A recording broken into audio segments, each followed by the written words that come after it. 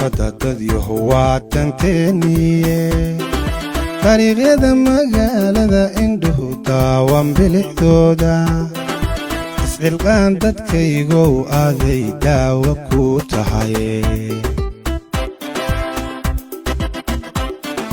ku dadaala nadaafadda dadyahow waa tanteeniye dariiqyada magaalada indhuhu daawan bilixdooda iscilqaan dadkaygow aaday daawo ku tahay garabsiiya dawladda bulshoy door kostay tahaye diinteenna weeye dadyahow diida qashinkoo dhan dariiqyada ku beergeeda hanadama la waaweyne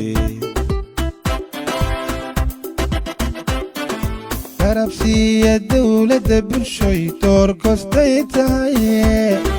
diinteenna weeye dadyahow diida qashinkoo dhan